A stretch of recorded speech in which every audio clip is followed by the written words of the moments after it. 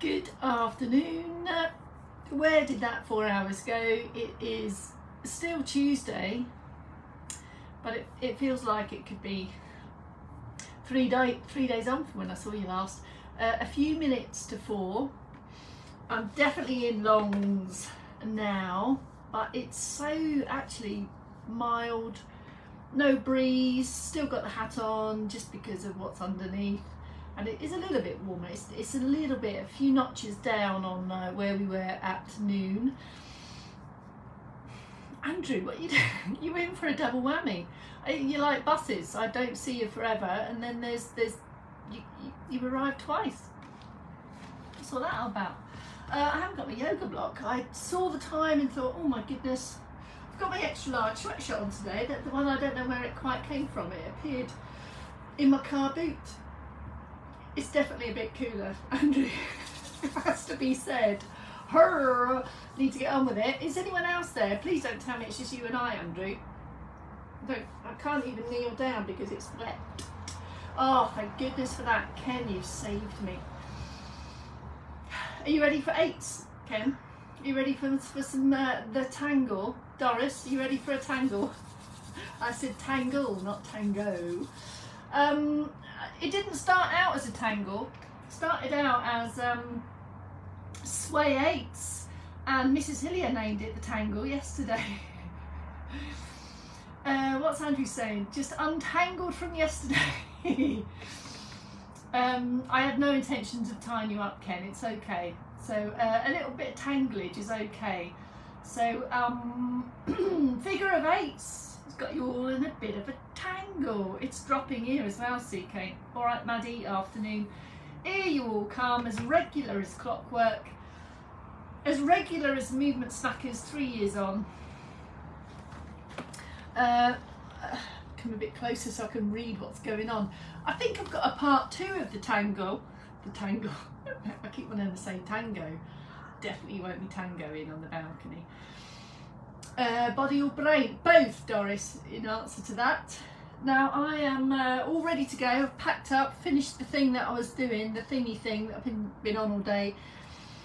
Thrown some stuff in a bag. Heading off to Bristol after this. So for tomorrow, Wednesday and Thursday, you will have Kelsey for double whammies. She'll be back on her noons and covering my 4s. So I'll see you around about Friday, I think, is the plan. But for now, 3, 2, 1, let's get ready to get tangoed. Tangled, not tangoed. All right, Bolton. 3, 2, 1, Bakes Tony, later life training. Let's go. Let's do it before the sun goes down. A little bit of bouncy walking if you want here, chucked in the mix. Right, circ boost. I definitely need a circ boost out here. Sit or stand, weight even, you know what to do. The evenness kind of gets you off to the best possible start so that your feet aren't too wide, aren't too narrow. Decide if you want a bit of handheld support, extra lift, and off we go. Your pace, your rhythm. Start steady, stay steady. You might have hands on a piece of furniture. You might just be close enough, just for a little bit of fingertip support if you should need. Or you might have full on hands on the furniture. That might be your preference. Once you've got the legs on the go, if indeed you opted for a standing option, then start to add in the other parts. Building it gradually. The sole aim of the circ boost is to do that, to boost the circulation, get the supporting parts activated, the bits that hold you more upright, helping with balance, helping with movement. And just feel and enjoy how you can control what happens with your heart rate and your breathing rate, and just tick it over just for a few minutes or so. That's it, that's circulation boost, and we aim to add it across the day if we are inactive for a little bit too long. Here are your seated prompts if you would like. All the same principles apply into active sits as supporting parts of doing the work. Have a hip walk forward if you have intention to come up to stand or you're on your feet at any time in the day. and then build through again. The movement is from the shoulder, not from the elbow. A bit of left, a bit of right, bringing it together when you're ready. And can you feel that gradual, that light increase in intensity, or the effort, the breathiness, not out of breath, but just definitely the need for just a notch up on your usual respiratory rate. Try and get your R's around that. Kicked off on the legs here, folks, ankles, feet and toes, toe hinges as well, and then go for the low lift. So here are your seated Cert Boost options. Arms and legs together, arms only, hands on the chair, legs only, or any variations of that.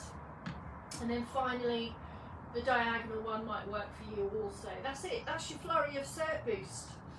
Then at 4 PM, we follow circulation boosting with a few minutes of coordinated sway. So weight shifts, three-dimensional movements, coordination, just for a few minutes before we move into the stretches.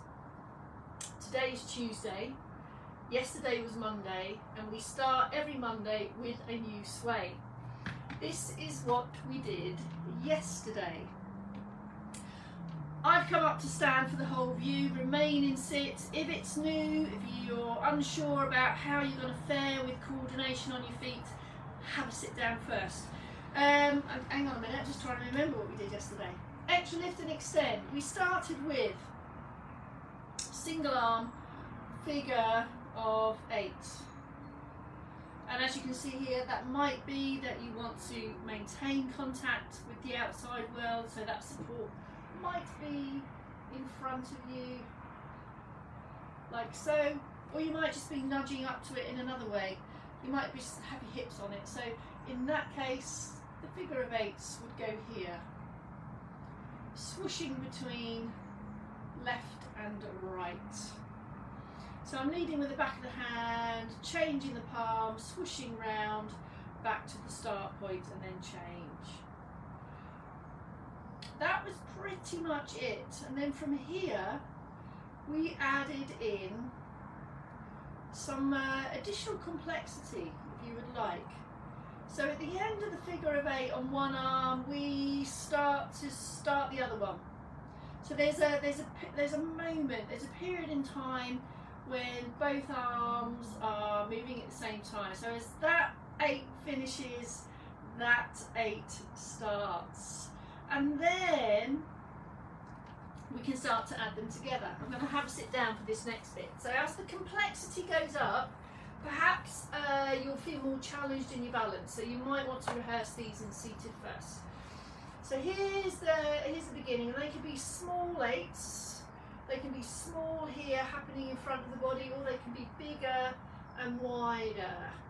And as you can see in sit, as I go bigger and wider, I can add in that additional sway there. And as one finishes off, the other one comes in. You choose.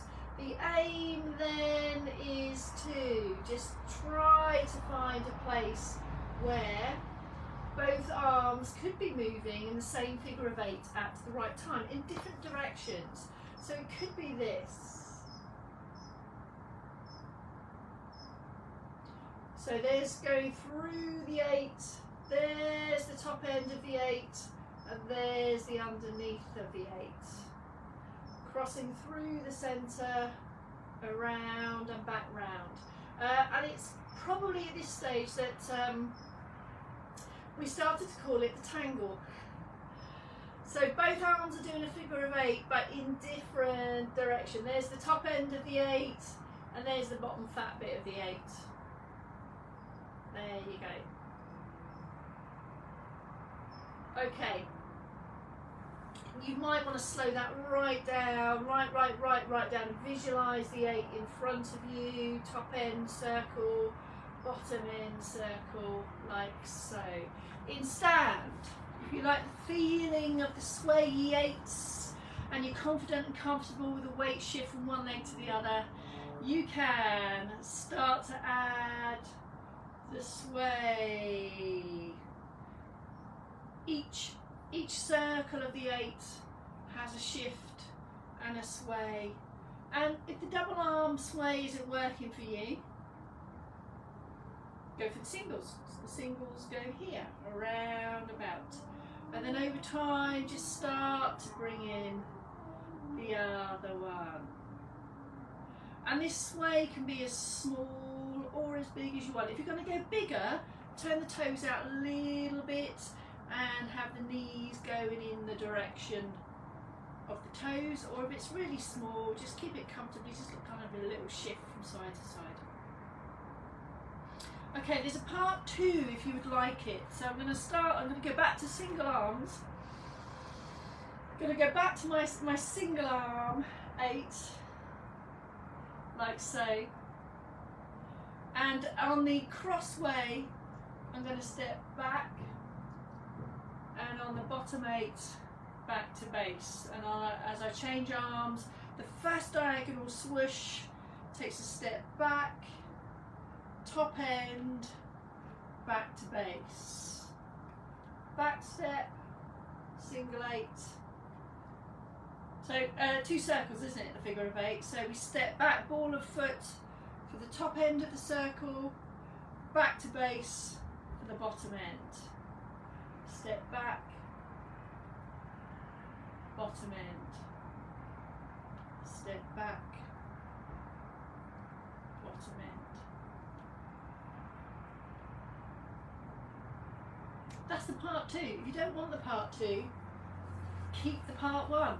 I think the temperature has just dropped about 10 degrees. Not exaggerating or anything. Right, ready? Stretch your positions. That's your tangle part 2. Let's keep this moving into the stretches now, folks. And we're going into the shadows a bit. So this is easing in and out of those stretchier positions. Move a bit closer so you can see. If you want to go, if you like, pause in your stretches, have an extra hold, or just keep it moving, and you could kind of crowbar in some 8s into that chest stretch position. So as you release and come out of the stretch, you get a bit of upper back stretch for the top end of the 8. There's the bottom end, and there's the stretch. So look, we've crowbarred in the tangle into the chest stretch. There you go. So that chest stretch, just for information and correctness, helps with balance, because it helps with the upright posture. Extra squeeze and stretch of the chest muscles is going to help with all arm movements, all activities of daily life. Let's move into the back of the arm stretch. Have you had a cause to touch the back of your head today? Maybe to put your hat on? So just check it in with that range of motion there, and then when you're ready, after a few of those, go into the more deliberate stretch position, feeling the stretch on the back of the arm. The head stays still here, folks. So remember, it's preferable to have a lower elbow point and a still head, as opposed to a higher elbow point and a bendy, contorted, uncomfortable head position. So keep the head strong and steady and comfortable on top of the spine there as you move into that position. So we're not looking for any deviation of the head position. Feel the stretch, support it if you want to, and release. So that's the back of the arm stretch. Moving into the side of the trunks, we did quite a bit of trunky stuff in the noonday today, so these complement. A couple of ways we can get some extra stretch. You could just relax the arms and lift and extend and literally stretch from the top of your hip here. Just squeeze and stretch the rib cage away from the hip there, and you'll feel these feelings of tension in the muscles in the trunk. You could add in a high elbow on that, so ease the elbow up and that will increase that feeling of stretch. You could go for a long arm and then stretch. So it's kind of levels, degrees of stretchability and movability for you. Let's bring this chair a bit closer, I think. In seated, you might have arms to the chair, so that might help support those stretchier positions here. One other option could be a support of the arm, go for the raise, and then have a bit of a stretch. There, slowly in and out. Completely rest if you need, and then go up again. Or just this feeling of just lifting at the elbow and feeling the stretch down the sides. That's your top end. Chest, back of arm, and side trunk. Leggy ones, I'm going to need to move my chair again now to get all my feet in. In the failing light, we'll give this a go. Back of thigh stretch. Still can't get all my legs in. Maybe there. Hip one forward. About there-ish. There we go. Straight leg position. Hinging. You might want that arm to support. Slow, slow, slow as you go. A little bend in the knee. And as you hinge forward, note that my head and my chest are staying lifted. It's kind of like I'm reaching up and over. Not looking to bend in the middle. It's not about getting my nose on my knee. It's about keeping the back upright, straight, supported, and feeling the stretch here in the back of the thighs. Well, one thigh, several groups of muscles. So we've got 3 key muscles here in the back of the thighs. Slowly in, slowly out. Have a bit of a quick feet, and then go again. Just before you go into hip hinge, take control of the knee, I'm going to say. So just take it off the lock and then hinge up and over. And can you feel this feeling of tension in the back of the thigh? Stretching, stretching, stretching in order that you can more comfortably get to your feet. So this one is all about improving movement around the hips for bending, for stride length, all those activities that you need to tend to feet, shoes, socks, toenails, etc. That's your back thighs. Calf stretch for ankle moves, stride length again, and foot mobility. There is the start position, but now the moving part is the foot. Can you see my foot is coming back, and as you ease the foot back and press the heels forward, now you'll feel the stretch in the back of the lower legs. Excuse me. Play around with that, folks. So slowly in, slowly out, maybe step out, have a bit of a release and relax, and then go again. So no sudden movements for any of these.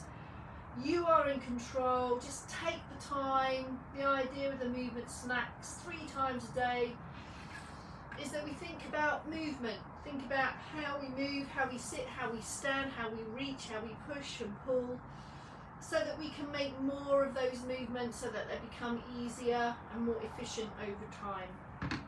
And these stretches, these stretchier positions, greatly contribute to your moving parts. Just to finish off is your standing calf stretch if you prefer. So have hands on a fixed firm support to remove the balance challenge so that you can feel more confident now to get into this stridey position there to feel stretch. I've got a bit of stretch on the front of the hip here. This is the one that tends to get a bit chair shaped. And here is can you just see there's the foot, there's my heel down to the floor. When the heel comes up, the stretch eases off or dissipates, as it goes, and when I press it down, it comes on again. There it is. So we're stretching the muscles down in the back of the lower leg, peeling off, and then pressing down again. And over time, this will improve, the flexibility will improve, which means you will be able to step back further.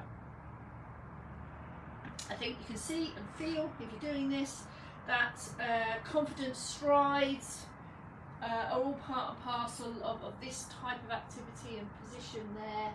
So the easier it is for me to get into these positions, this will directly translate into stride length and ease of walking and standing activities. That's it, folks. Finishing off with a few Bex hugs in the failing light. Here, I'm going to bid you a good evening and good night, and go and go and see the M4. I will catch up with you around about Friday, on the Friday 4 p.m, and you'll see cows for some double whammies for the next 2 days.